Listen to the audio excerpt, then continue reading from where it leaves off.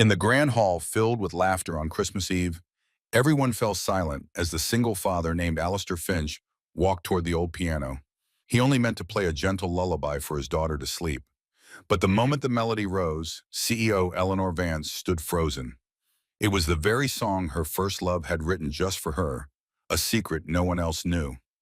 Her hands trembled, her heart tearing open because the man who wrote that song had died 16 years ago. So why could this stranger play it? The corporate tower's lobby had already been transformed into a winter wonderland by the time Alistair arrived that evening. White lights cascaded down marble pillars like frozen waterfalls, and the scent of pine and cinnamon filled every corner. Employees mingled in clusters, champagne glasses catching the glow of a massive tree near the executive elevators. Alistair moved through the crowd almost invisibly. His gray work shirt had faded from too many washes, the fabric worn thin at the elbows. Calloused hands still bore traces of grease from fixing a heating vent earlier that day. At 36, he carried himself with a quiet dignity that most people overlooked. They saw the janitor. They didn't see the artist whose fingers once danced across concert hall stages, whose name had briefly appeared in regional papers as a rising talent before everything fell apart. His daughter Lily clung to his hand. Her 7-year-old frame practically vibrated with excitement. Dark curls bounced as she tugged him toward the dessert table, brown eyes wide with wonder at the chocolate fountain. Alistair watched her with the kind of love that made his chest ache, fierce and protective and tinged with guilt that he couldn't give her the childhood she deserved. No expensive dresses, no private schools, just a cramped apartment where the radiator clanked at night in the piano in the community center down the street, where she sometimes heard him play when he thought no one was listening. 3 years had passed since Clara died. 3 years since the cancer took her in that terrible hospital room, while Lily slept in the chair beside her bed, too young to understand why Mommy wouldn't wake up. Alistair had promised his wife he'd keep music in their daughter's life, but some promises felt harder to keep than others when you were working double shifts just to make rent. Across the hall, Eleanor Vance stood on the mezzanine level, surveying her domain with the practiced poise of someone born to command rooms. At 34, she had transformed her father's struggling real estate firm into Vance Holdings, a juggernaut of commercial development that now owned 40% of the city's waterfront. Her honey blonde hair fell in soft waves past her shoulders, and the crimson dress she wore, a bold V-neck that demanded attention without apology, made her impossible to miss. But it was her eyes that truly arrested people. Ice blue and calculating, they seemed to measure every person, every angle, every potential weakness or opportunity. Most found her intimidating. Some called her ruthless. No one called her soft. Her assistant, Sarah Chen, appeared at her elbow with a tablet. The numbers look good for Q4. The Riverside acquisition closed this morning. Board's pleased. Eleanor barely glanced at the screen. They should be. We came in under budget and ahead of schedule. Sarah hesitated, then ventured into dangerous territory. Boss, you've been working 18-hour days for 3 months. When was the last time you went on that date? Preston arranged. Eleanor's expression could have frozen windows. I don't pay you to manage my personal life, Sarah. I pay you to manage my schedule. The younger woman retreated with a practiced grace that suggested this wasn't the first time she'd tested those boundaries. Eleanor returned her attention to the crowd below, watching her employees laugh and drink and pretend they weren't terrified of her. Good fear kept people sharp, kept them from getting comfortable enough to make mistakes.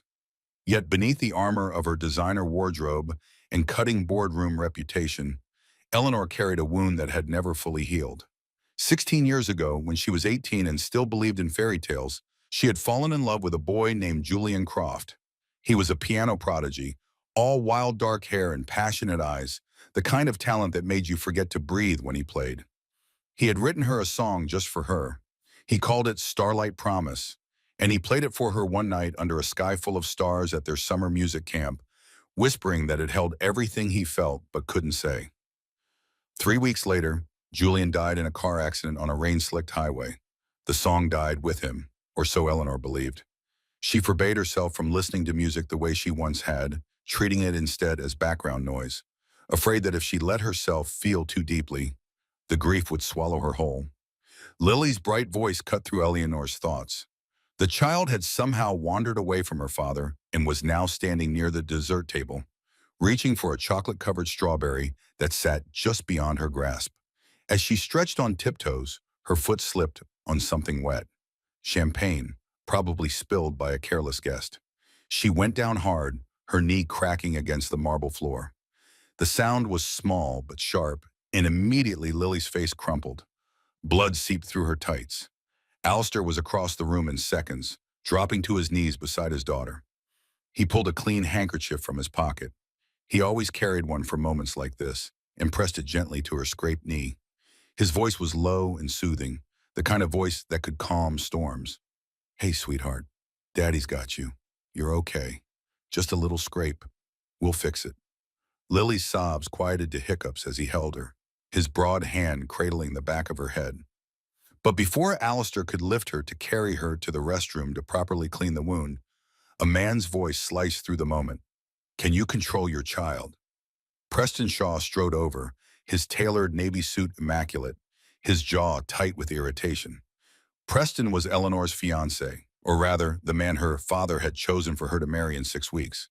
He was handsome in a catalog model way with perfectly styled chestnut hair and a smile that never quite reached his eyes. He worked in private equity and spoke frequently about optimizing assets and maximizing shareholder value in a tone that made it clear he viewed most things, including people, as items on a spreadsheet. "This is a corporate event, not a daycare." Preston gestured at the small smear of blood on the floor. "If you can't afford a babysitter, maybe you shouldn't have brought her." Alistair's jaw tightened, but he kept his voice level.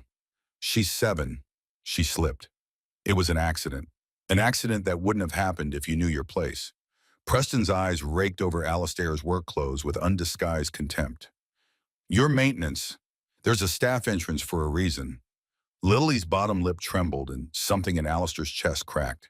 He opened his mouth to respond, but another voice cut in first. Eleanor descended the mezzanine stairs with deliberate grace, each step measured and purposeful. When she reached them, her ice-blue eyes fixed on Preston with a coldness that could frost windows.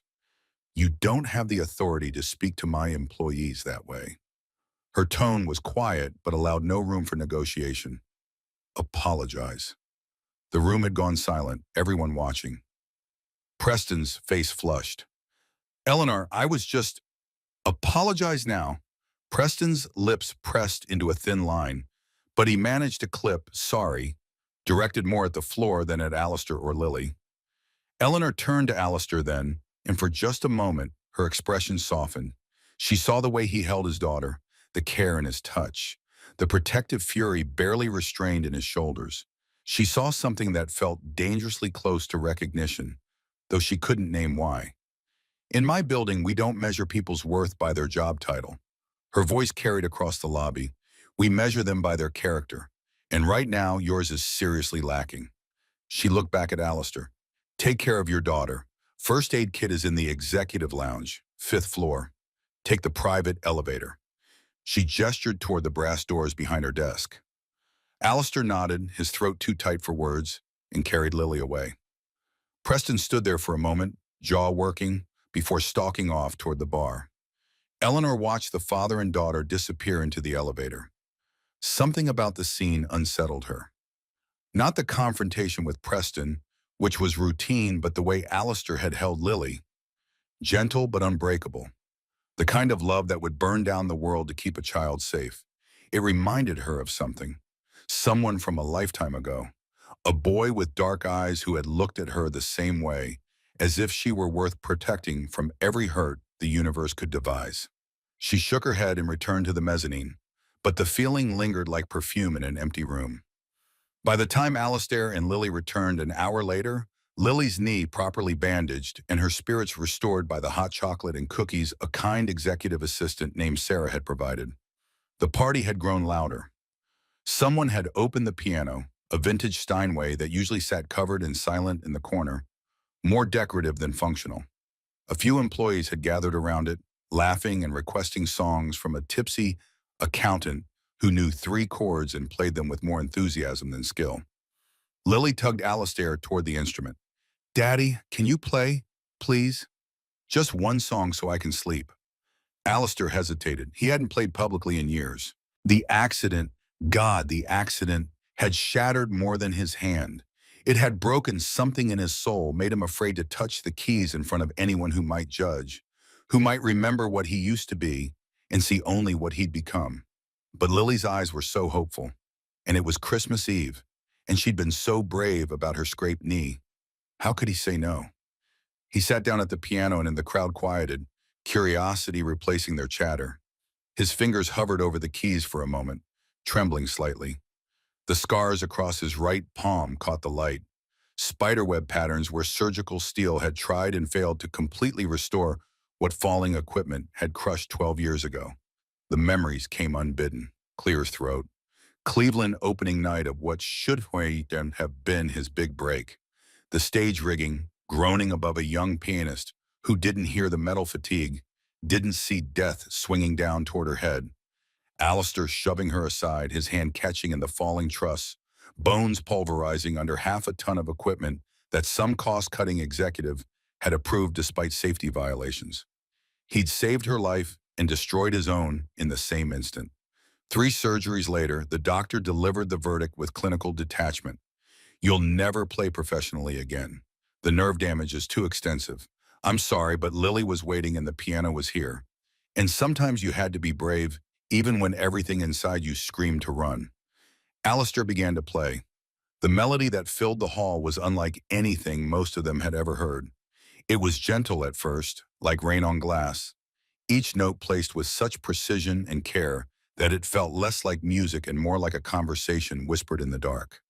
Then it grew, swelling into something achingly beautiful, a cascade of sound that spoke of longing and loss and a love so deep it had no words. Alistair's eyes closed as he played, his damaged hand, scarred from where the stage rigging had crushed it 12 years ago, moved with a grace that defied its injury. He played from memory, from the marrow of his bones. Every note was a piece of his heart laid bare on the marble floor. The song was Starlight Promise, though no one in the room except Alistair knew its name. He had written it 16 years ago for a girl who never knew he existed. Completing what another boy had started, poured everything he felt into notes because words had always failed him. Given it away to someone who could deliver it to her because that's what you did when you loved someone from the shadows. You gave them pieces of yourself and never asked for credit. Eleanor had been preparing to leave when the music reached her. She froze mid-step, her hand gripping the brass railing so hard her knuckles turned white. The melody wrapped around her like a ghost, pulling her back through 16 years to a summer night when the stars seemed close enough to touch. And a boy with dark eyes had played this exact song for her.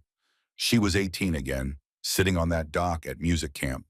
Julian beside her with his wild confidence and electric smile, his fingers dancing over portable keyboard keys, his voice soft with emotion. I'm calling it Starlight Promise. It holds everything I feel but can't say. Everything I want to give you but don't have words for. She'd cried then, happy tears, and kissed him under those impossible stars. 3 weeks later, police officers stood on her parents' doorstep with the worst news a person could receive. Miss Vance, there's been an accident. Julian Croft was pronounced dead at the scene. We're so sorry for your loss. The song had become her lifeline in the years that followed, the last piece of Julian she had left. She'd forbidden herself from seeking out recordings. There were none anyway, as far as she knew. But she played it in her head during board meetings when her father demanded she be ruthless, hummed it under her breath in empty apartments when the loneliness threatened to consume her. Let it remind her that once, briefly, she had been loved for who she was rather than what she could provide. But now someone else was playing it. Every note, every pause, every aching phrase exactly as Julian had played it that night. Eleanor's vision blurred, her chest constricted, each breath a labor around her. Guests murmured appreciation, oblivious to the fact that the ground beneath her feet had just shattered. How? How could this stranger, this janitor, know Julian's song? She descended the stairs on unsteady legs, drawn to the piano as if magnetized. Alistair finished the song and opened his eyes to find the CEO standing 3 feet away, her face pale, her blue eyes swimming with unshed tears. Where did you learn that? Her voice came out raw, barely above a whisper. Alistair stood slowly, his heart hammering against his ribs. He'd known this moment might come someday, had dreaded it and longed for it in equal measure. It's just an old melody, something I picked up years ago. Don't lie to me. Eleanor's voice sharpened, desperation creeping into her tone. That song was written for me by someone who died 16 years ago. No one else knew it. No one could have known it. She stepped closer, searching his face for answers he wasn't ready to give. Who are you? Before Alistair could respond, Lily appeared at his side, sleepy and smiling. That was beautiful, Daddy. Can we go home now? Eleanor's gaze dropped to the child, then back to Alistair. She saw the fear in his eyes, the way he instinctively moved to shield his daughter from her intensity. She forced herself to breathe, to step back, to remember where she was and who was watching. But as Alistair gathered Lily's coat and hurried toward the exit, Eleanor stood rooted to the spot, the melody still echoing in her skull, like a hymn or a curse. She didn't sleep that night. Every time she closed her eyes, she saw Julian's face, heard his voice promising her forever in notes instead of words. But now another image kept intruding. The janitor's scarred hands moving across the keys, the sorrow etched into the lines around his eyes. The way he'd held his daughter like she was the only thing in the world worth protecting. Who was he? And how had he stolen a piece of her past? The next morning, Eleanor arrived at the office 2 hours early, her eyes shadowed from lack of sleep. She pulled Alistair Finch's employee file and spread it across her desk. The information was sparse, almost deliberately so. Hired 3 years ago as maintenance staff. No college degree listed. Previous employment at a warehouse, a grocery store. Odd jobs. Emergency contact listed as Lily Finch, age 7 daughter. No mention of a wife or partner currently. The file said nothing about music, nothing about talent, nothing that explained how a man working night shifts, fixing toilets, and changing light bulbs could play like that. Eleanor picked up her phone and dialed a number she hadn't called in over a decade. The line rang 4 times before a familiar voice answered. Eleanor, is that really you? Dr. Lawrence Kent had been Julian's mentor at the conservatory, the professor who'd recognized genius in a 17-year-old with more passion than discipline. His voice carried the same warmth she remembered, though age had roughened the edges. I need to see you. Eleanor kept her tone professional, but something in her voice must have betrayed the urgency. Today it's about Julian. There was a long pause on the other end. I'll come to your office. Give me 4 hours. He arrived that evening, a lean man in his late 50s with silver-streaked hair and kind eyes obscured by wire-rimmed glasses. Eleanor hadn't spoken to Dr. Kent since the funeral, couldn't bear to be around anyone who reminded her of what she'd lost. But when she called, he came without question. She played him a recording she'd found online. Someone had filmed Alistair playing last night on their phone and posted it to a private group for Vance Holdings employees. The video quality was poor, the audio tinny, but the melody came through clear. Enough. Dr. Kent listened in silence, his expression unreadable. When the video ended, he removed his glasses and rubbed his eyes with thumb and forefinger. That's remarkable. Eleanor leaned forward. Is it Starlight Promise? Julian's song? Dr. Kent hesitated, and in that hesitation, Eleanor saw the weight of secrets kept too long. It's the same melody, yes, but... The professor set his glasses on her desk with careful precision. Eleanor, I need to tell you something. Something I should have told you 16 years ago, but I didn't because I thought it would hurt you more than help. Eleanor's pulse quickened. Julian didn't finish that song. The words landed like a physical blow. He wrote the opening, the first 8 bars, and he was brilliant. He always was, but he got stuck. Couldn't figure out where to take it. He was frustrated, kept scrapping versions, starting over. I watched him torture himself over it for 2 weeks. Dr. Kent paused, choosing his words carefully. There was another student at camp that summer, quiet kid, talented but overlooked, from a poor family. Julian asked him for help. Eleanor's hands gripped the edge of her desk. The other student took Julian's opening and completed it, turned those 8 bars into something extraordinary. But then Julian died and the song became his legacy. I never corrected the record because... He trailed off, looking older than his years. Because I thought it would dishonor his memory. Julian was my star pupil, Admitting he hadn't finished his masterpiece felt like diminishing him somehow. Who was the other student? I don't remember his name. It's been so long, and I taught hundreds of kids over those years. He didn't fight for credit. When Julian died, he just disappeared. Didn't return to camp the following summer. I assumed he'd given up music entirely. Eleanor felt the room tilt. Alistair Finch, the man who played last night. Could it have been him? Dr. Kent looked at the frozen frame of the video on her laptop screen.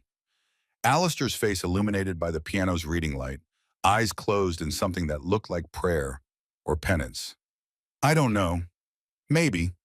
The face doesn't trigger any memories, but it's been 16 years. People change, Eleanor. He closed the laptop gently. But there's only one way to find out. Ask him.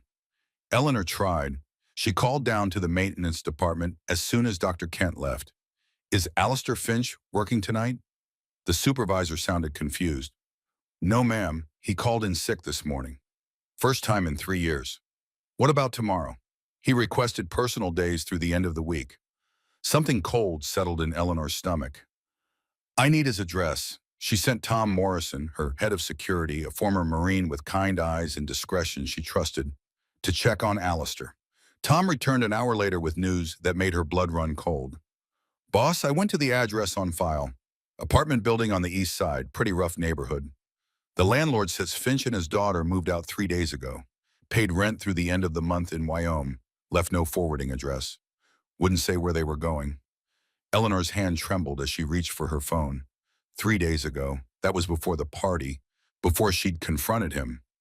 He'd already been planning to disappear. Did anyone see them leave?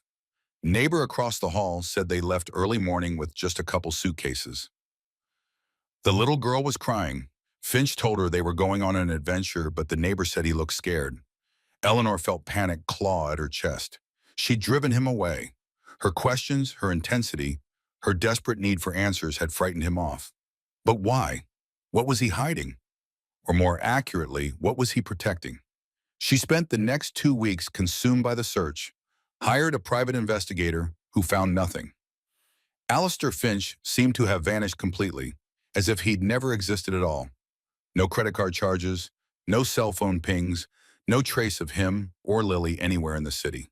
The absence gnawed at her, not just because of the unanswered questions about the song, though those haunted her dreams, but because she'd seen something in his eyes that night, a recognition that went deeper than strangers meeting by chance. He'd looked at her like he knew her, really knew her, in a way that most people never could, and then he'd run.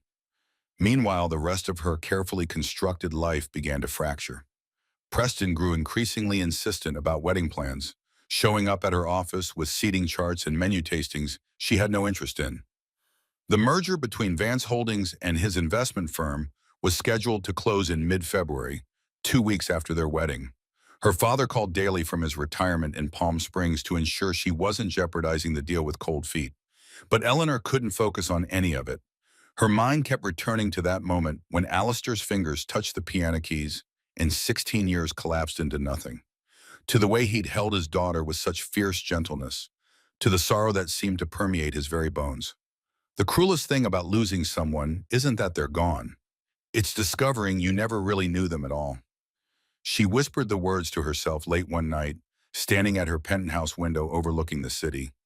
Julian had secrets she never knew. A collaboration he never mentioned. A song that wasn't entirely his own. And now this stranger carried the truth of it in his scarred hands and wouldn't stay still long enough for her to understand. 2 weeks after Alistair disappeared on a night when snow fell thick and heavy, blanketing the city in white silence. Eleanor was about to leave the office when she heard it again. Piano music drifting up from the lobby. Faint, haunting, unmistakable. She didn't call for the elevator. Ran down the stairs instead, heels clicking on marble, breath coming too fast. Afraid that if she moved too slowly, he would vanish again like smoke. The lobby was empty except for a single figure seated at the piano. Alistair, his back was to her, shoulders hunched, as if bearing an invisible weight. He played Starlight Promise again, but this time it sounded different. Sadder, more resigned, like a man saying goodbye to something he'd loved too long from too much away. You came back. Her voice echoed in the empty space. Alistair's hands stilled on the keys. He didn't turn around. I shouldn't have run. The words came out quiet, almost too soft to hear. Lily asked me why we left. I couldn't give her a good answer. She liked it here. Liked the cookies Sarah gave her. Liked watching the lights. Liked that nice lady CEO who let us use the fancy elevator. He finally turned and Eleanor saw the exhaustion etched into every line of his face. I owed you the truth, even if you hate me for it. Eleanor moved closer, her footsteps careful on the marble. I could never hate you for playing beautifully. But I need to understand that song, Starlight Promise. Julian Croft was supposed to have written it for me before he died, but Dr. Kent told me Julian didn't finish it. Someone else did. She stopped directly behind him. Was it you? Alistair stood slowly, his movements deliberate. Up close, Eleanor could see the silver threaded through his light brown hair, the fine lines around his eyes that spoke of too many sleepless nights and too much worry. But his eyes, gray-green and achingly honest, held hers without flinching. Yes, it was me. Eleanor's knees nearly buckled. She gripped the edge of the piano to steady herself, her carefully maintained control finally crumbling. Why? Why would you do that? Why would you let him take credit? Because he loved you and I was nobody. Alistair stepped back from the piano, creating distance as if the instrument itself might burn him. Eleanor remained frozen, processing the impossible truth that the man standing before her had written the song that became her lifeline through grief. Just some kid who played because he had to, not because he was destined for greatness like Julian. Alistair's voice carried the weight of 16 years of silence. I was at that music camp on a scholarship I could barely afford. My dad died when I was 15. He was a mechanic, died under a car when the jack failed. My mom cleaned houses. My little sister needed braces we couldn't pay for. He turned toward the windows, unable to meet her eyes. I worked nights washing dishes at a diner just to afford bus fare to camp and back. 52 hours a week, scrubbing pots and mopping floors so I could spend my days pretending I belonged with kids whose parents wrote checks without blinking. Eleanor's throat constricted, but she stayed silent, letting him unravel. I played piano because it was the only time I felt like I mattered. Like I was more than just some poor kid from the wrong side of town who smelled like dish soap and couldn't afford new shoes. And then I saw you. The confession hung between them like a physical thing. You probably don't remember. Why would you? I was invisible, but I watched you laugh with Julian. Snorts. Watched the way your eyes lit up when he played. And I thought, Alistair's laugh came out bitter. That's what love looks like. That's what it means to matter to someone. And I wanted to give you something, even if you never knew it came from me. Eleanor found her voice, though it emerged hoarse. So, you wrote a love song for another man to give to me. I wrote a love song for you. Alistair turned back and the raw honesty in his face made her chest ache. Julian just delivered it. He knew I had feelings I couldn't express. He wasn't cruel about it. He offered to tell you the truth, but I said no. I told him you were meant for someone like him. Someone brilliant and confident and whole. Not someone like me who'd never be anything more than the guy washing dishes in the back.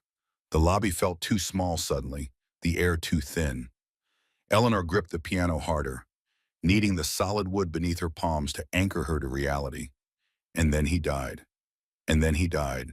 Alistair echoed, his voice breaking on the words. And I let the song be his legacy because it made you happy, because it gave you something to hold on to. And I went home and tried to forget I'd ever been anyone other than what I am now. Eleanor's tears came then, hot and unchecked. The man she'd mourned for 16 years hadn't written the song that saved her. A stranger had. A boy who loved her from the shadows and gave away his heart without ever expecting anything in return. The revelation shattered something fundamental in her understanding of her own history. What happened to you? The question came out desperate. Dr. Kent said, you were talented. Why are you fixing pipes instead of playing concert halls? Alistair held up his right hand, turning it so she could see the scars that webbed across his palm and up his wrist. The damaged tissue caught the light, creating shadows in the valleys where surgical steel had tried and failed to completely restore what had been destroyed. 3 years after that summer, I signed a contract with a performance company. His jaw clenched. Vance Productions, your father's company. It was supposed to be my big break. Regional concert series, 20 cities. My name on posters for the first time in my life. Eleanor felt ice crawl up her spine. Opening night, Cleveland. I got there early for rehearsal. Stage crew was setting up rigging for lights. I was walking past when I heard this crack. Metal fatigue. The whole truss started to fall. Alistair's eyes went distant, seeing something Eleanor couldn't. There was a crew right under it. Young woman, maybe 19. Juilliard student. She didn't see it coming, didn't hear the metal groaning. She was tuning her instrument with her back to the stage. I shoved her out of the way, got my hand caught in the rigging when it came down. Half a ton of equipment. His voice went flat, emotionless, the way trauma victims speak when the pain is too large to process. They said later, the bones were pulverized like crushing an egg in your fist. 3 surgeries couldn't fix it completely. Eleanor's vision blurred. Her father's company, her family's negligence, had destroyed this man's future. The investigation concluded it was cost-cutting gone wrong. Someone approved substandard equipment to improve profit margins. Alistair finally met her eyes. Your father's company settled quietly with everyone involved. I got enough to cover medical bills. Barely. $75,000. Medical bills were 68. The surgeries, the physical therapy, the specialist consultations that went nowhere. Contract was terminated 2 weeks after I got out of the hospital. How much was the contract worth? $300,000 for the tour, plus recording opportunities if the series went well. Potential endorsements. Dr. Kent said I could have had a real career. Nothing stratospheric, but solid, respectable, enough to support a family and do what I loved. Eleanor felt bile rise in her throat. And my father gave you $75,000. Alistair's smile held no warmth. So I learned to fix the things that break. Seemed fitting, don't you think? The broken pianist, fixing broken pipes. The silence stretched between them, heavy with implications neither wanted to voice. Eleanor's entire empire had been built on the foundation of her father's ruthlessness. The cost-cutting, the corners cut, the human collateral deemed acceptable in pursuit of profit. She'd known Richard Vance was hard, had watched him crush competitors without mercy, but this was different. This was personal in a way that made her complicit by association. Did you know? Alistair asked quietly. When you took this job here, did you know who I was? Not at first. I needed work. Any work. After the accident, no one would hire me for music. I was damaged goods. So I learned plumbing, electrical, HVAC repair. Took whatever jobs I could find. The warehouse work paid nothing. The grocery store was barely better. But then Clara got sick, and I needed health insurance. Real insurance. Not the catastrophic only plans that covered nothing. He paused, and Eleanor saw the grief flicker across his face. My wife, Lily's mother, she was a nurse. We met 3 years after the accident. She knew my story, married me anyway. Told me she didn't care that I'd never be a famous pianist. Said she loved the man I was, not the man I could have been. When the cancer came, I would have done anything for treatment that worked. Sold my soul if someone offered to buy it. But all I had were my hands and my willingness to work. So I worked 3 jobs for 2 years while she went through chemo and radiation and experimental treatments that insurance barely covered. Eleanor's chest felt like it was caving in. She died anyway in our apartment, in our bed with Lily asleep in the chair beside her, because our girl wouldn't leave her mother's side. Clara made me promise to keep music in Lily's life, to not let my bitterness about the accident poison our daughter's chance to love what I'd lost. Alistair's voice cracked. So when I saw the job posting for Vance Holdings, I applied. Maintenance technician, good pay, excellent benefits, health insurance that actually covered things. I didn't make the connection to Vance Productions at first. Different subsidiary, different name on the paperwork. But then I got here and saw your name on the directory, Eleanor Vance. And I wondered if you were related to Richard Vance, the man who owned the company that destroyed me. And then I saw you and I knew. Why did you stay? Because I'm a coward. Because seeing you from a distance was better than not seeing you at all. Because maybe in some small way, fixing things in your building could make up for the fact that I couldn't fix what really mattered. His honesty was brutal, self-lacerating, and because I needed the job. because Lily needed stability in healthcare and a father who could put food on the table even if he couldn't give her anything else. Eleanor moved without thinking, closing the distance between them. Her hand reached for his damaged one, lifting it gently. The scars felt rough under her fingertips, raised tissue that had healed badly despite expensive surgeries. "I'm sorry." The words felt pathetically inadequate. "I'm so sorry for what my father did to you. You didn't do it. I benefited from it." Her voice turned sharp with self-recrimination. "This building, this company, everything I've built, it's all standing on a foundation of people like you. People my father crushed and paid off and forgot about. I always told myself I was different from him, that I ran things better, more ethically. But I never looked, never asked about the bodies buried in the basement." Alistair pulled his hand back gently. "You're not responsible for your father's sins, aren't I? I took over his company, expanded it, made it more profitable, all while benefiting from the money he made destroying lives." Eleanor's anger wasn't directed at him, but at herself, at the willful blindness she'd maintained for years. How many others are there? How many people did Vance Productions hurt before it was folded into the larger company? "I don't know," Alistair's voice softened. "But Eleanor, whatever your father did, you are not him. The way you handled Lily tonight, the way you stood up to Preston, the way you're standing here now, letting your heart break over something you didn't cause, that's not him. That's you." The kindness in his words undid her. Eleanor's carefully maintained composure finally shattered, and she sank onto the piano bench, shoulders shaking with sobs she'd held back for 2 weeks. For 16 years, if she was honest, all the grief and guilt and loneliness she'd armored herself against came pouring out in waves. Alistair hesitated for only a moment before sitting beside her. He didn't touch her, didn't offer platitudes, just sat there in solidarity while she fell apart. When the worst of it passed, Eleanor wiped her eyes with shaking hands. "I need to know," her voice came out wrecked. "If I asked you to give me a chance to let me know you, really know you, would you be brave enough to say yes? Even though I come with all this baggage, even though my father destroyed you, even though the world will call you a gold digger and me a fool." Alistair's eyes shone with something that looked like hope and terror in equal measure. "I wrote you a love song 16 years ago. I think I can manage a little courage now." Eleanor laughed, the sound breaking through tears. "Good, because I'm terrified, and I could use someone who knows what it's like to start over." The weeks that followed were not easy. Eleanor couldn't simply erase 16 years of emotional walls overnight, and Alistair carried his own weariness like a second skin. But they began meeting in the evenings after the building emptied. Careful conversations that slowly built trust. Alistair told her about Clara, the high school sweetheart who saw past his damage, who worked double shifts at the hospital while he recovered from his third surgery, who never once made him feel less than whole. Lily has her smile, gets the same little crinkle by her eyes when she laughs. "Sometimes I look at our daughter and it's like Jen never left." Eleanor learned about Lily's birth during a blizzard, Alistair delivering his own daughter in their bathroom because the ambulance couldn't reach them in time. About Clara's diagnosis 2 years later, stage 3 breast cancer, aggressive, unforgiving.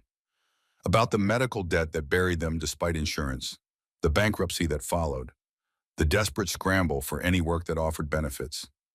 She was in so much pain at the end. Alistair's voice went quiet, but she wouldn't take the morphine because she wanted to be lucid for Lily. Wanted to read her bedtime stories and help with homework and pretend everything was normal for as long as possible. The last thing she said to me was, "Take care of our girl." Like I needed to be told. Like there was anything I wouldn't do for Lily.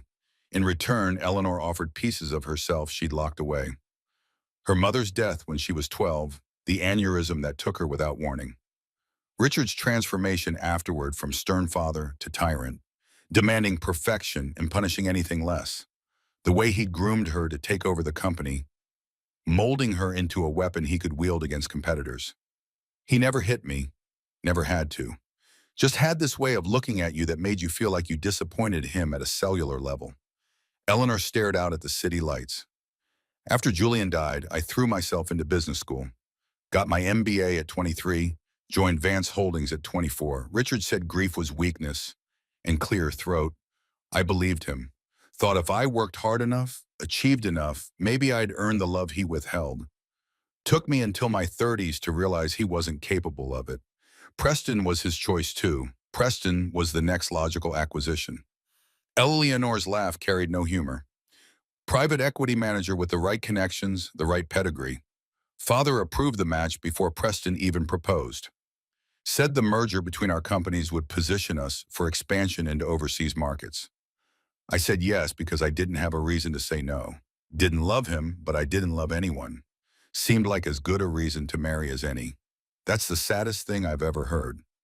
Eleanor met Alistair's eyes across the piano. You spent 16 years in love with someone who didn't know you existed. I spent 16 years frozen at 18, mourning a boy who never finished the song I thought defined our relationship. We're both pretty good at sad. But Alistair smiled and it transformed his whole face. The difference is we get to write the ending now. Lily complicated things in the best possible way. Eleanor arranged for the girl to attend the building's employee daycare, a benefit most maintenance staff couldn't afford. But Eleanor quietly adjusted the subsidy structure to make it accessible. Alistair protested until Eleanor pointed out that Lily needed socialization with other children, and he couldn't exactly bring her on maintenance calls. The girl took to Eleanor with a directness that was both disarming and terrifying. Lily had no filter, no concept of appropriate boundaries between a 7-year-old and a CEO. She showed up at Eleanor's office unannounced to show her drawings, asked blunt questions about why Eleanor wore such uncomfortable-looking shoes, requested stories about what it was like to be in charge of a whole building. "Are you my daddy's friend?" Lily asked one evening when Alistair was running late, picking her up from daycare. Eleanor, who'd been reviewing acquisition documents, looked up to find the girl studying her with unsettling intensity. "I think so." "Wait, because he needs more friends. He's always alone except for me." Lily spoke with the matter-of-fact wisdom of children who have seen too much. "Mommy used to say he needed people, but after she died, he stopped talking to everyone. Just works and takes care of me and plays piano when he thinks I'm asleep." The observation pierced Eleanor's chest. "Your dad loves you very much." "I know. But sometimes I worry about what happens when I'm grown up. Who will take care of him when I'm not there?" Lily's brown eyes, so like her mother's, according to Alistair, held genuine concern. "He's sad a lot. Tries to hide it, but I can tell." Eleanor set down her pen, giving the girl her full attention. "What makes you think he's sad?" "The music. When he plays piano at the community center late at night, it sounds different than when he plays for me. Heavier, like he's trying to tell someone something but doesn't have the words." Lily climbed into the chair across from Eleanor's desk. "But when you came to the Christmas party and after when we came back, his music sounded lighter, like maybe he found the words finally." The girl's perception was devastating in its accuracy. Eleanor felt exposed, as if a child had seen through 16 years of carefully constructed defenses to the lonely woman beneath. "I'm glad the music sounds lighter." "Me too." Lily grinned, revealing a gap where she'd lost a tooth the week before. "Are you going to marry my daddy?" Eleanor choked on nothing. "What?" "That's what happens in stories. The princess meets the prince, they fall in love, they get married. You're kind of like a princess except with a building instead of a castle. And daddy's like a prince who got cursed but is secretly good at music. I don't think real life works like stories, sweetheart." "Why not?" Lily's logic was irrefutable in its simplicity. Stories are just things that happen to people, and you're people, so why can't you have a story? Alistair arrived then, saving Eleanor from having to explain the complicated adult reasons why fairy tales didn't translate to reality. But the question lingered long after they left, echoing in her empty office. By late January, Eleanor's walls were crumbling. She found herself manufacturing excuses to check on maintenance issues personally, running into Alistair in stairwells and utility closets with a frequency that fooled no one. Sarah watched with knowing eyes but said nothing. Tom Morrison, the security chief, started scheduling his rounds to avoid interrupting their evening conversations. The transformation didn't escape notice from those less sympathetic to workplace romance between unequal parties. Preston arrived at her office unannounced one Tuesday afternoon, his expression harder than she'd seen it before. "We need to talk about the wedding." Eleanor didn't look up from her computer. "Not now, Preston. I'm in the middle of the Riverside contracts. It's been 4 weeks since you've answered any of my planning emails. The caterer needs final numbers. The venue needs a deposit. My mother's been calling your assistant because you won't return her calls. His voice rose with each sentence. Are you even planning to show up, or should I start canceling things? Eleanor finally met his eyes, recognizing the desperation beneath his anger. Do you love me, Preston? Really love me? Not the merger, not the business opportunity. Me? The question caught him off guard. What kind of question is that? A simple one. Do you love me? Preston's jaw worked silently for a long moment. I care about you. I respect you. I think we make a good partnership. That's more than most marriages have. But you don't love me. Love is for children and poets. We're adults building empires. Preston leaned forward, palms on her desk. What we have is better than love. It's strategic, sustainable, mutually beneficial. Eleanor thought about Alistair's scarred hands on piano keys, playing a song he'd written as a teenager for a girl he had never spoken to. Thought about the way he held Lily like she was the entire world. Thought about Clara dying in their apartment while her husband worked 3 jobs to afford treatments that didn't work. You're right, love is for children and poets. Her voice came out colder than she intended, and apparently for janitors who give away their hearts without expecting anything in return, but not for people like us. Preston's expression shifted to calculation. This is about him, isn't it? The maintenance worker who played piano at the Christmas party? I've seen you talking to him. He has a name, Marcus Reed. I don't care what his name is. Preston's voice took on an edge Eleanor had never heard before. I care that you're jeopardizing everything we've built because of some misguided attraction to the help. Do you have any idea what the board will say, what investors will think? The board reports to me, and investors care about returns, not my personal life. Your personal life becomes their business when it affects company stability. Preston pulled out his phone, tapped the screen, and handed it to her, especially when there are financial irregularities that might concern them. Eleanor stared at the spreadsheet displayed on the screen. Wire transfers from Vance Holdings, accounts to Shaw Investment Partners, dates and amounts that didn't match any merger documents she'd signed. What is this? Insurance. Preston's smile didn't reach his eyes. In case you get any ideas about calling off the wedding, those transfers could look like embezzlement if someone wanted to spin them that way. Or they could look like standard merger preparation. Depends on who's controlling the narrative. This is blackmail, this is business. The wedding happens in 2 weeks. The merger closes. We all walk away winners. He took his phone back. Or things get messy and everyone loses. Your choice, Eleanor. After he left, Eleanor sat in frozen silence. Then she called Sarah. I need you to pull every financial document related to the Shaw Investment Partners merger. Every wire transfer, every approval, every email, and I need you to do it quietly. Don't tell anyone what you're looking for. Sarah's expression shifted from curiosity to understanding. How far back? 18 months since negotiations started. The assistant left without questions, returning 3 hours later with a flash drive and a grim expression. Boss, you need to see this. They spread the documents across Eleanor's conference table. What Sarah had found went beyond simple irregularities. Preston had been systematically siphoning funds from his own firm for over a year, covering the theft with false projections and inflated asset valuations. The merger wasn't about creating a powerhouse. It was about giving Preston access to Vance Capital's accounts to hide the $42 million he'd stolen from his investors. The wedding wasn't a partnership. It was a bailout. Eleanor felt sick. How did I not see this? He's good at hiding things. Sarah pointed to another set of documents. These shell companies in the Caymans, the consulting fees that don't correspond to any actual services.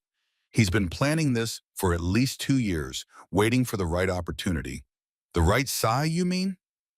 Eleanor's anger crystallized into cold fury. He chose me because he knew my father would push for the merger, knew I'd be so focused on business terms that I wouldn't look at his books closely enough. What are you going to do? Eleanor looked at the evidence of Preston's fraud, at the carefully constructed scheme that would have destroyed Vance Capital's reputation and her own career. Thought about how close she'd come to walking into his trap, all because she'd been too frozen to feel anything strongly enough to question it. I'm going to end this tonight. That evening, Eleanor called Alistair. Don't come to the building tonight and keep Lily close. His voice carried immediate concern. What's wrong? Everything's about to get very complicated, and I need you both safe until it's over. She hung up before he could argue, then made another call. Richard, it's Eleanor. We need to talk about Preston. Tomorrow morning, 7 a.m. Your old office. Don't be late. Her father's cold anger carried clearly through the line. This better be good. It's not. That's why we need to talk. Eleanor spent the rest of the night preparing for war, organized Preston's financial documents into devastating clarity, rehearsed her arguments for the board, drafted the engagement termination letter her lawyers would serve the next day. When she finally left the office at 3 o'clock in the morning, the city was dark, and snow had begun to fall again.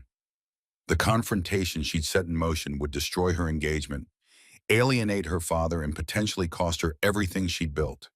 But as she drove through empty streets toward her cold penthouse, Eleanor felt lighter than she had in years. Because for the first time since Julian died, she was choosing something that mattered more than money or power or carefully managed appearances. She was choosing truth, even if it burned everything down. The next morning arrived with brutal clarity. Eleanor dressed carefully in her sharpest suit, armor for the battle ahead. Richard was already waiting when she arrived at his old office on the 45th floor. The space he'd refused to fully vacate, even after retirement. This had better be worth dragging me out of Palm Springs. Her father looked older than she remembered. Silver hair and deep lines that hadn't been as pronounced at Thanksgiving. What's so urgent, it couldn't wait. Preston Shaw has been embezzling from his firm for 18 months. Eleanor laid out the evidence methodically. Each document another nail in the coffin. He's using our merger to hide the theft. The wedding was never about partnership. It was about him gaining access to our accounts to cover $42 million in stolen funds. Richard studied the documents with the cold precision that had made him feared in business circles. His expression never changed, but Eleanor saw the calculation in his eyes. This complicates things. Complicates. Eleanor's voice rose despite her intention to stay calm. He's a criminal. He tried to blackmail me yesterday when I questioned the wedding timeline. Threatened to spin legitimate merger expenses as embezzlement on my part unless I went through with it. And you're telling me this because I'm calling off the engagement. Eleanor met her father's eyes without flinching. The wedding's canceled. The merger's canceled. I'm turning Preston's records over to the SEC and our lawyers. Let them sort out whether to prosecute. Richard's expression finally shifted, cold fury replacing calculation. You're throwing away a $200 million deal because of wounded pride. I'm protecting this company from a con artist who would have destroyed us. Or you're protecting your new pet project. Richard's voice dripped contempt. The maintenance worker. Preston told me you've been sneaking around with him. Is that what this is really about? You've decided to play savior to some failed musician, and you're using Preston's poor judgment as an excuse? Eleanor felt her control slip. His name is Alistair Finch, and yes, I care about him. But that has nothing to do with Preston being a thief. Everything has to do with everything in business. You know that. I taught you that. Richard stood, pacing to the window. The Shaw merger was going to position us for international expansion. Open doors and markets we've been trying to crack for 5 years. And you're willing to sacrifice all of that for what? A janitor who plays pretty music? For integrity, for doing the right thing even when it costs us. Eleanor's voice shook with suppressed rage. You want to talk about poor judgment? Let's talk about Vance Productions.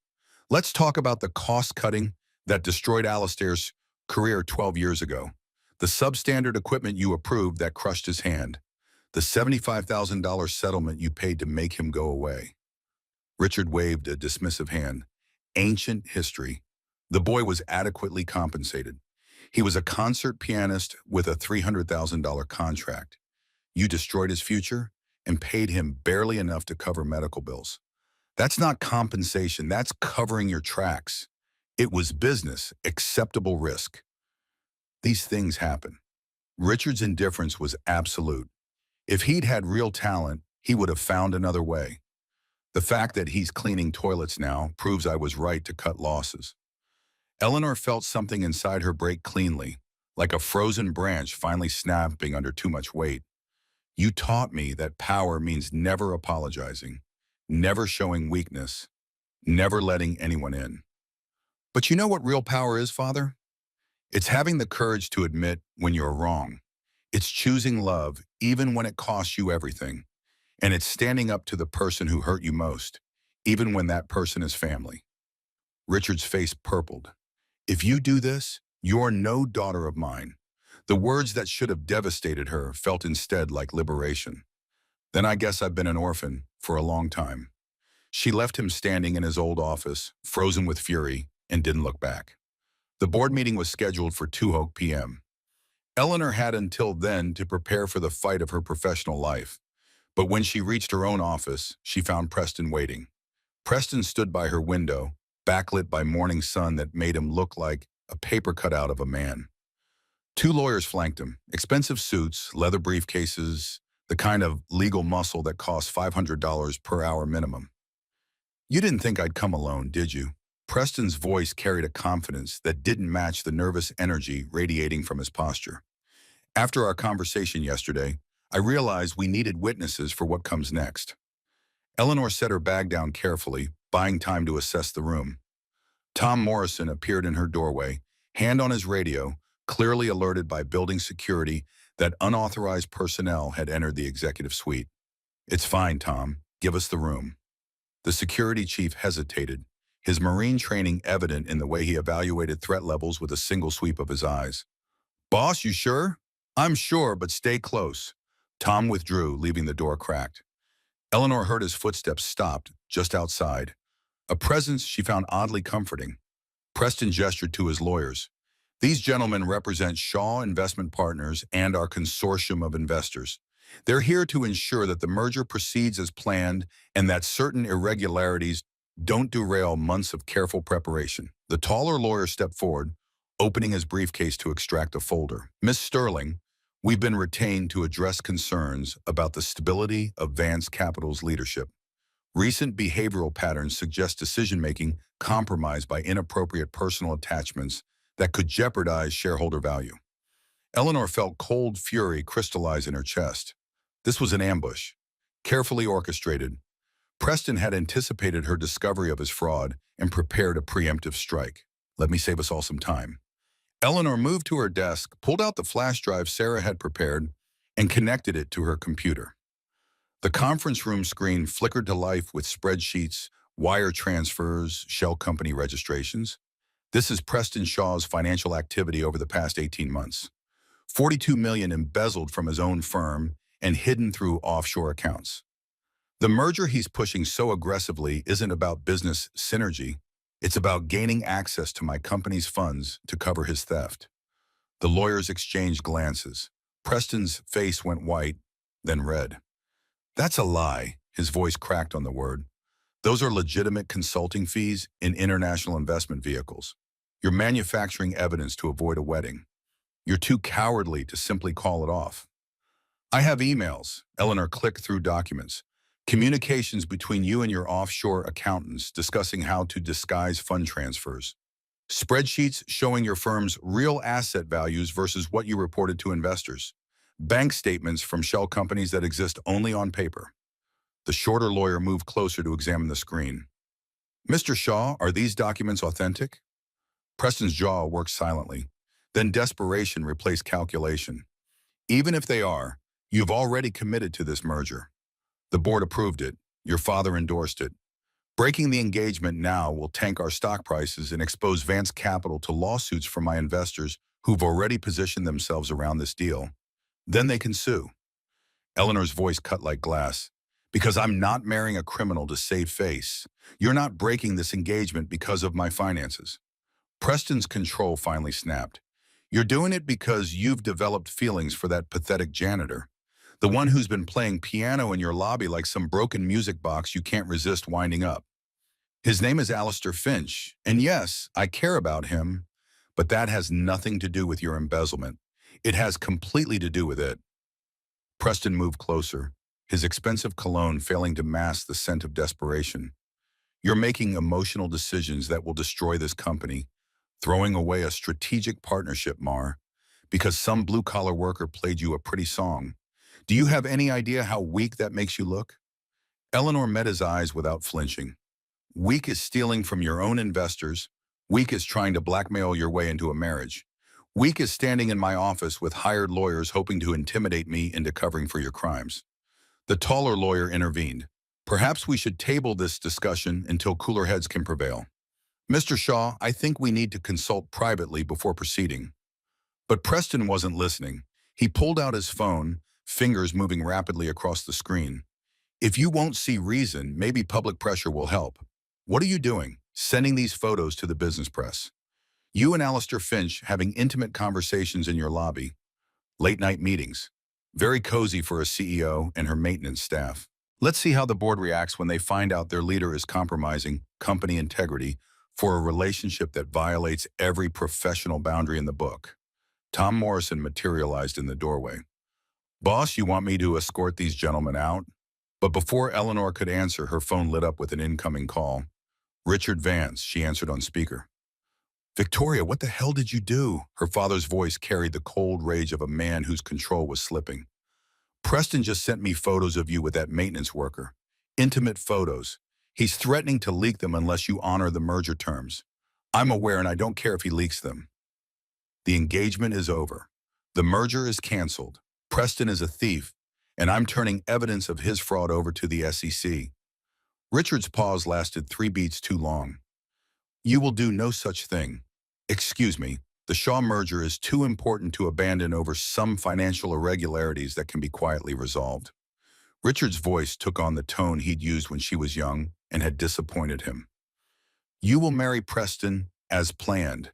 You will complete the merger, and you will stop this ridiculous infatuation with the help before it destroys everything I built. Eleanor felt the last thread of filial obligation snap. Everything you built was constructed on the bodies of people you crushed, like Alistair Finch, like every other person who got in the way of your profit margins. The Finch boy again. Richard's contempt carried clearly through the speaker. He was mediocre, collateral damage, acceptable loss. If you can't understand that, you're not fit to run this company. Then I guess we're about to find out. Because the board meets in 3 hours and I'm putting this to a vote. Either they support me ending a fraudulent merger with a criminal, or they can find a new CEO. She hung up before her father could respond. Preston's face had gone from red to gray, the reality of his situation finally penetrating his desperate bravado. You've just destroyed both our careers. His voice came out hollow.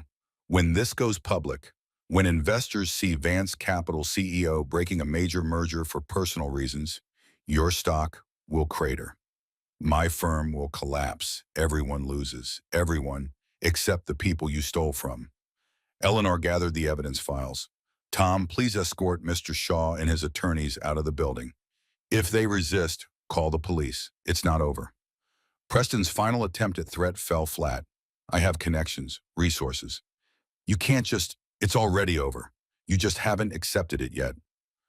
Tom Morrison and his security team guided the 3 men toward the elevators. Eleanor watched them go, feeling the weight of what she'd set in motion settle onto her shoulders. Then she called Sarah. I need you to set up an emergency board meeting, 2 p.m., full attendance required, and I need you to contact our corporate attorneys. Tell them to prepare a complete separation agreement from Shaw Investment Partners and documentation for filing with the SEC. Sarah appeared in person rather than responding over the phone. Boss, are you sure about this? Going to war with Preston and your father simultaneously? I'm sure. Eleanor pulled up her presentation files. Because if I don't do this now, I never will.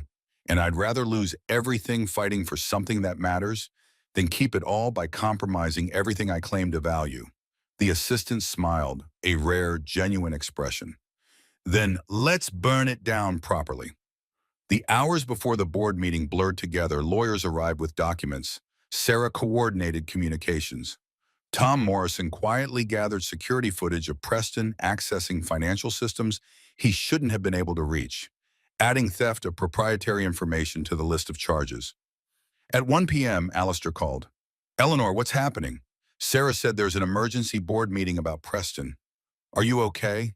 I will be one way or another. Eleanor pressed her palm against the cold window glass. I just needed to hear your voice before I walk into that room. Do you want me there? No, this is something I have to do alone. But Alistair, when this is over, whatever happens, I need you to know that choosing to tell the truth about Preston isn't about you. It's about me, about finally becoming the person I should have been all along instead of the one my father trained me to be. Alistair's response came quiet but firm. I know. And whatever happens in that meeting, you're not alone. Lily and I will be here when you're done. The board assembled in the main conference room at precisely 2 p.m.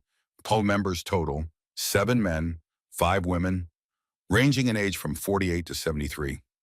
Old money and new tech fortunes and real estate dynasties, all united by the common goal of maximizing returns on their Vance capital investments.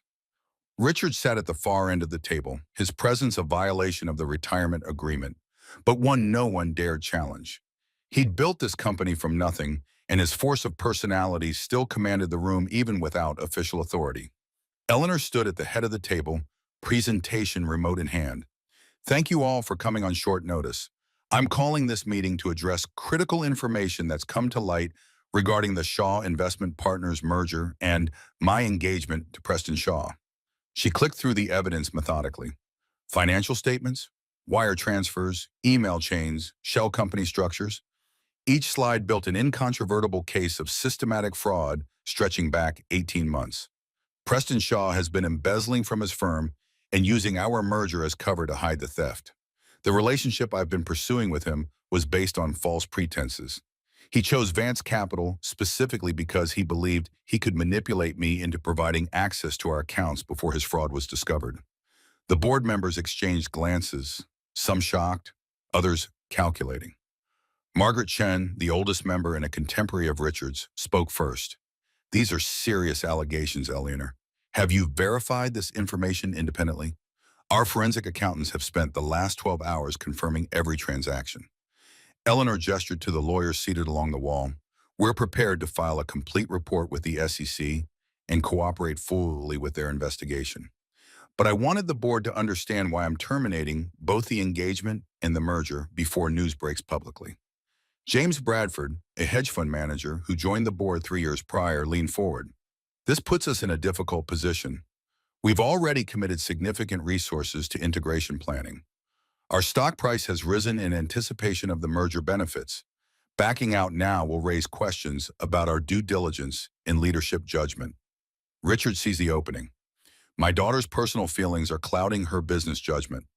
Yes, Preston made some questionable financial decisions, but they can be addressed quietly through settlement. Walking away from a $200 million deal because of cold feet about marriage is the real scandal here. This isn't about cold feet. Eleanor felt her composure crack slightly. This is about protecting Vance Capital from a con artist who saw us as his escape route from prison. Or it's about protecting your new relationship. Richard's voice dripped acid. Let's address the elephant in the room. You've been conducting an inappropriate relationship with a maintenance worker.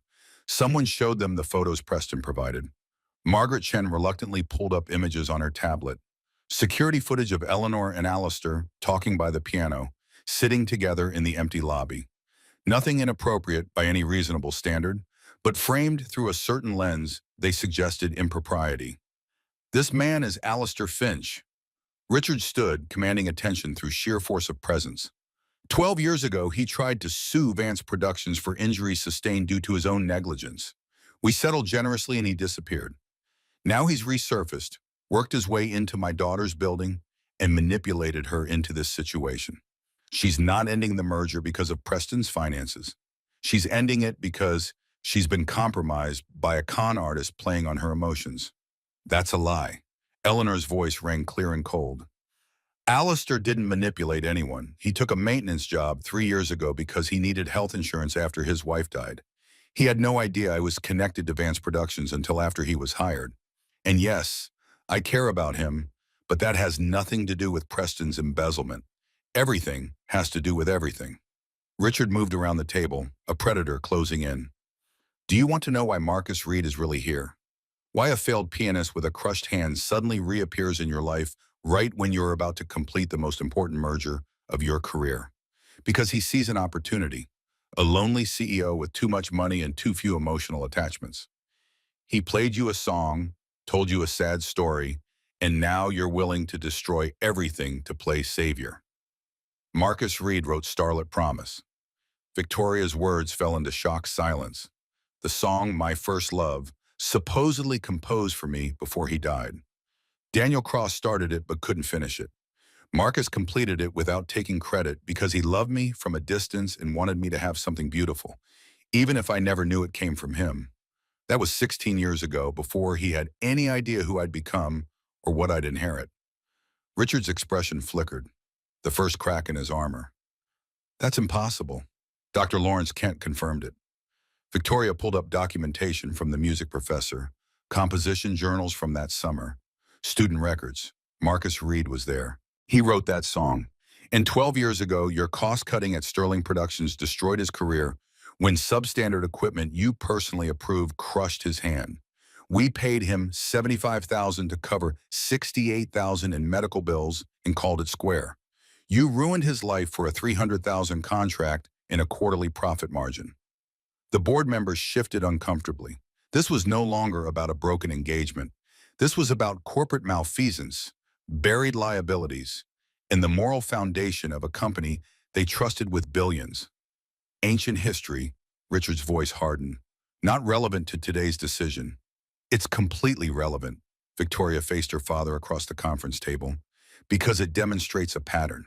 You've built this empire by crushing anyone who got in the way and paying just enough to avoid consequences. Preston learned from the best. He thought he could do the same thing. Use our resources to cover his crimes, pay off anyone who noticed, maintain the facade until it was too late to stop him. Margaret Chen cleared her throat. Victoria, I appreciate your honesty, but your father raises a valid concern. Setting aside the emotional aspects, how do we know your judgment isn't compromised? You're asking us to trust that your relationship with Mr. Reed isn't influencing this decision because I'm bringing you evidence. Victoria's voice steadied. Not feelings, not personal vendetta. Financial records that any forensic accountant would recognize as fraud. If I were acting on emotion, I'd have quietly canceled the wedding and buried Preston's crimes to avoid scandal. Instead, I'm exposing everything and accepting whatever consequences follow. That's not compromised judgment. That's integrity. Integrity doesn't pay dividends. Richard's final card played. And sentimentality doesn't build empires. You can choose to be the kind of leader who lets emotions drive decisions, or you can be the kind who does what's necessary regardless of personal cost. I know which one I raised you to be. Victoria met her father's eyes and saw him clearly for perhaps the first time. A man so committed to power that he'd sacrificed every meaningful relationship on its altar. A man who measured worth in quarterly returns and viewed human collateral as acceptable loss.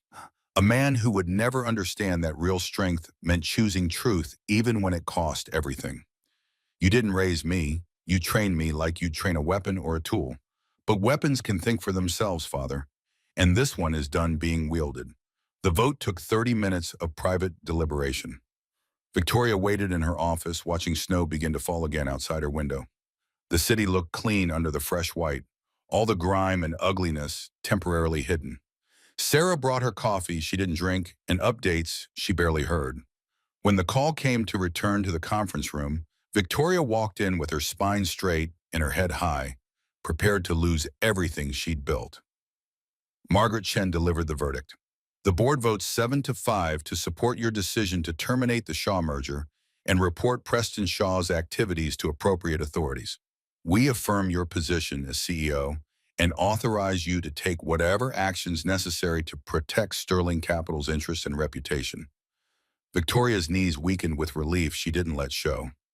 Thank you. However, Margaret's tone remained firm. We're requiring enhanced financial oversight for the next 18 months. Monthly audits, outside consultants, complete transparency, and we expect full documentation regarding your relationship with Mr. Reed to ensure no impropriety exists. This company cannot afford even the appearance of compromised leadership. Understood. Victoria accepted the terms without argument. They were fair given the circumstances. Richard stood abruptly, his chair scraping against expensive flooring. This is a mistake. When the stock price tanks and investors flee, don't come crying to me to fix it. You are welcome to your opinion, but the decision is made. Her father walked out without another word. Two board members who'd voted against her followed. Allies lost, but fewer than she'd feared. The remaining members dispersed with varying degrees of support, some offering quiet words of encouragement, others maintaining professional distance. When the room finally emptied, Victoria sat in Richard's old chair and let herself shake. Tom Morrison found her there 10 minutes later. "Boss, we've got Preston Shaw in custody downstairs. FBI showed up with a warrant based on the evidence you provided. Turns out the SEC had been investigating his firm for months. Your documentation gave them everything they needed." "Good," Victoria's voice came out hollow. "That's good. There's someone else here to see you." Marcus stood in her office doorway, Emma holding his hand. The girl broke free and ran to Victoria, wrapping small arms around her waist. "You did it," Sarah told us. "You won." Victoria hugged Emma back, feeling tears threaten for the first time all day. "I did. It's over." Marcus crossed the room and pulled both of them into his embrace. His scarred hands settled on Victoria's shoulder, solid and real. "I'm proud of you. I lost my father." Victoria's voice muffled against his chest. "Maybe permanently this time. You found yourself. That's worth the trade." They stood like that for a long moment. An unlikely family forged from loss and second chances and the courage to tell truth even when it cost everything. Emma eventually pulled back, her young face serious. "Does this mean Daddy can stop hiding that he loves you?" "Because he does. He told me when he thought I was asleep." Marcus's face flushed. "Emma, we talked about private conversations, but it's true. The girl's logic was irrefutable. And Miss Victoria loves you too. I can tell because she gets the same look Mommy used to get when she looked at you. Happy and sad at the same time." Victoria laughed through tears, out of the mouths of babes. The months that followed were not easy. News of Preston's arrest and the broken merger sent Sterling Capital stock into temporary freefall. Investors demanded explanations. The business press speculated about Victoria's fitness for leadership. Richard gave interviews from Palm Springs painting his daughter as emotionally unstable, though most reporters saw through the bitter father's agenda. But slowly, steadily, the company recovered. Victoria implemented the transparency measures the board required and went further, establishing an ethics committee, creating whistleblower protections, auditing every subsidiary for the kind of corner-cutting that had destroyed Marcus's career. Sterling Capital emerged leaner but stronger, with a reputation for integrity that attracted investors tired of corporate malfeasance. Marcus returned to music gradually, carefully. He started teaching at the community center Victoria had quietly upgraded with new instruments and soundproofing. Emma thrived in his classes, her natural talent emerging under her father's patient guidance. Other children from low-income families joined, kids who'd never had access to quality music education before. In April, Dr. Lawrence Kent visited with unexpected news. "There's a new microsurgical technique being pioneered at Johns Hopkins, nerve reconstruction for old crush injuries. They've had promising results with patients who were told their damage was permanent." Marcus sat in Victoria's office. Their evening conversations had become routine, accepted by employees who'd learned their CEO's personal life was off limits for gossip, and shook his head. "I've made peace with what I lost, Dr. Kent. I don't need to get it back." "But what if you could?" Victoria leaned forward. "Not all of it, but enough to perform again. Enough to show Emma what you were before the accident. I show her every day through how I live, how I treat people, how I never let bitterness poison what's good. That's more valuable than perfect technique." Dr. Kent pulled out research papers. "The surgery is experimental but covered under Sterling Capital's health plan as innovative treatment. Recovery would be 4 to 6 months. Success rate is around 70% for meaningful improvement." Emma settled into Victoria's lap. She claimed that privilege weeks ago and looked up at her father. "I want to hear you play the way Grandma's videos show before the accident, when your hands could do anything." Marcus's resistance crumbled under his daughter's earnest gaze. "If I try this and it fails, if my hand ends up worse than it is now, then we'll deal with it together." Victoria's certainty was absolute, but if you don't try, you'll always wonder. The surgery happened in July, 8 hours of microsurgical reconstruction that left Marcus unconscious for a day and in pain for weeks after. Victoria took leave from the office to be there, fielding board calls from the hospital waiting room while Emma colored pictures to hang in her father's recovery room. Dr. Kent consulted on the procedure. His professional pride invested in proving the technique worked. When the head surgeon finally emerged with cautious optimism, Victoria felt a hope she hadn't allowed herself to acknowledge. We rebuilt the neural connections and repaired scar tissue that was impeding function. Now it's up to time and physical therapy. Give it 6 months before we assess final results.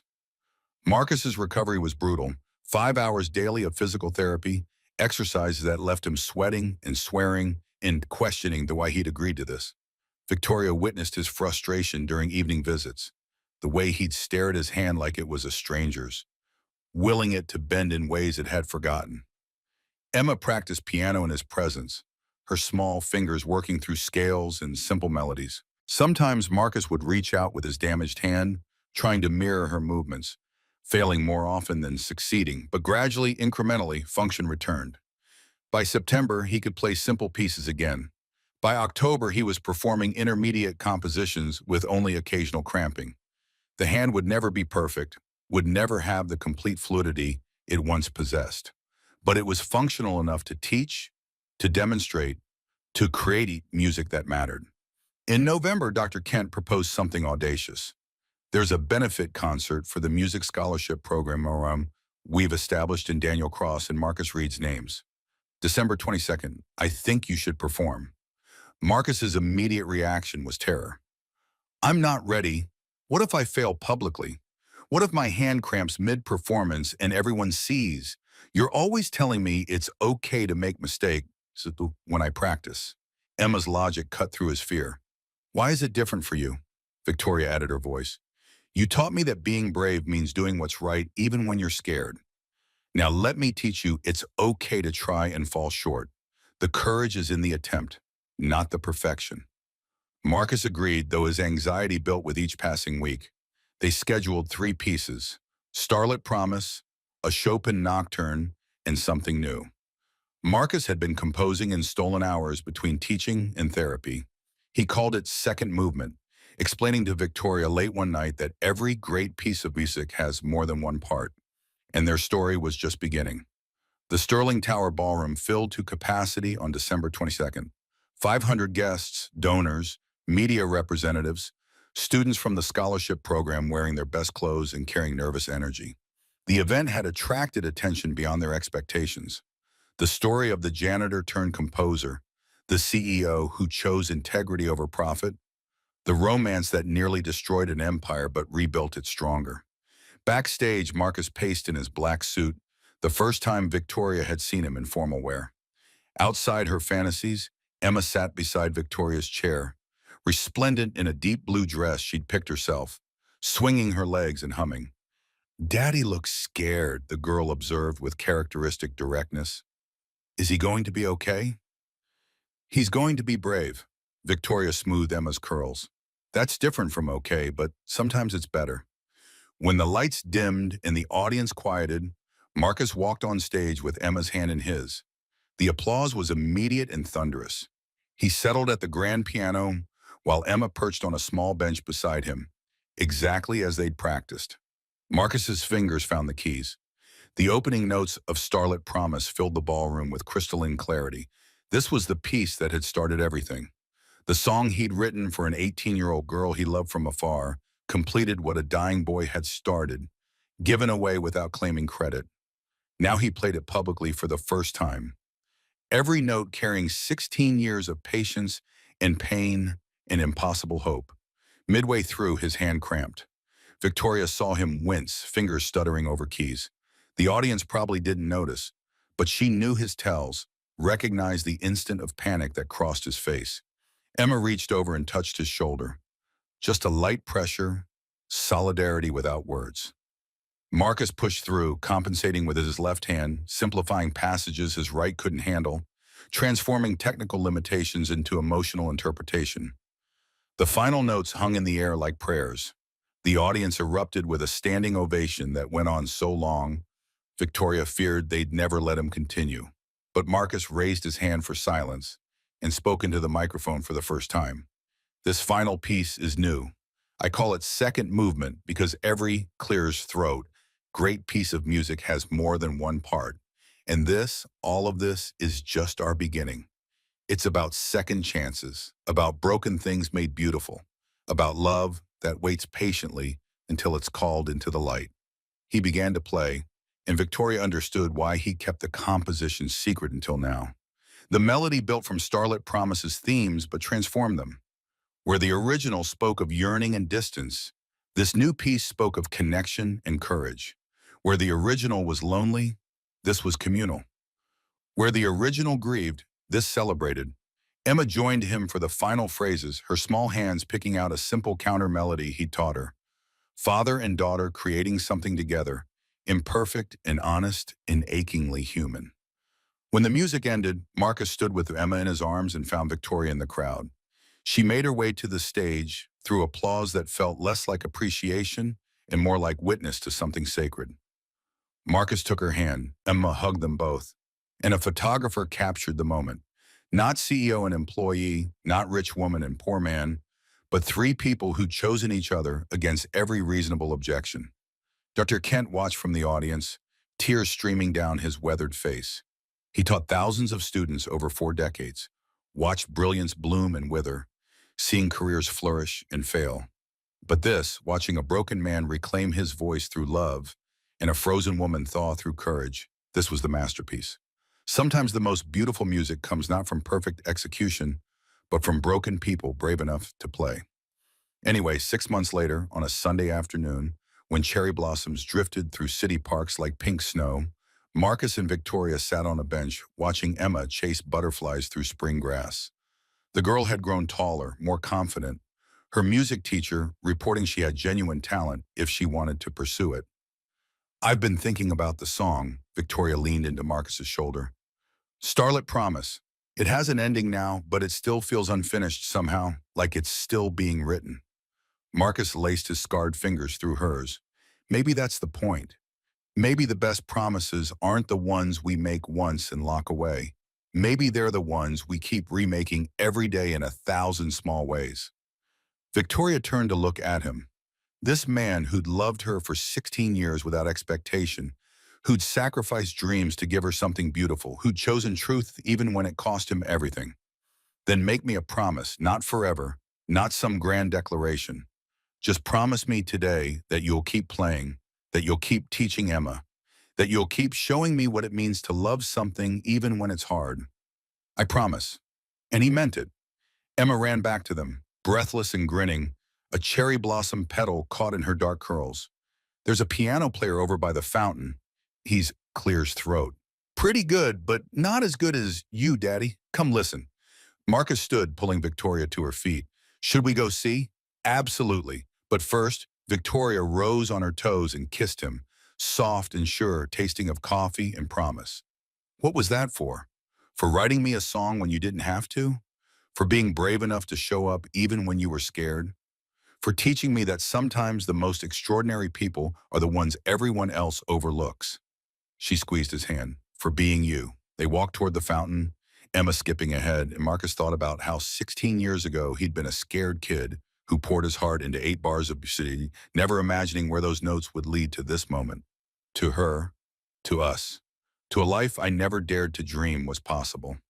The pianist by the fountain was young, maybe 19, playing with more enthusiasm than polish. But there was something pure in his effort, something that reminded Marcus of who he used to be. When the boy finished his song and looked up nervously, expecting criticism, Marcus clapped. That was beautiful. Keep playing even when it's hard, even when people tell you you're not good enough, even when your hands hurt and your heart is breaking. Keep playing because the world needs your music. Even if you think no one's listening, the young musician's face lit up with gratitude and relief. He launched into another piece, this one more confident. Marcus, Victoria, and Emma sat on the fountain's edge to listen, an unlikely family bound by love that had waited patiently for 16 years to be claimed. Above them, cherry blossoms fell like grace. In the distance, someone laughed. The city hummed its eternal symphony, car horns and distant sirens, and wind through new leaves. But here, in this pocket of spring afternoon, with music washing over them, Emma's hand in his, and Victoria's head on his shoulder, Marcus felt the kind of peace that only comes from complete honesty.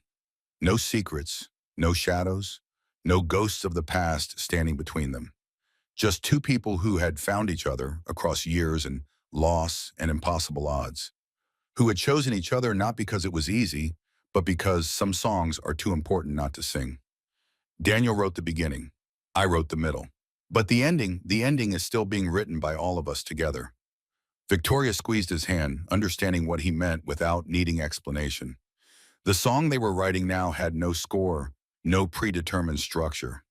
It would be messy and imperfect, full of mistakes and revisions and passages that didn't quite work, but it would be theirs, authentic and earned, and worth every note. When the young pianist finished, Emma applauded with the unself-conscious enthusiasm of childhood. Marcus stood, leaving a $20 bill in the boy's open guitar case, and the three of them walked back through the park toward home. Not the penthouse Victoria owned or the apartment Marcus rented, but something new they were building together. A space defined not by square footage or property value, but by the choice to show up every day and write the next measure. The world felt, for this one shining moment, exactly as it should be. Not perfect, not without pain or struggle or uncertainty about what came next, but real, honest, true. And in the end, Marcus thought that was the only kind of music worth making.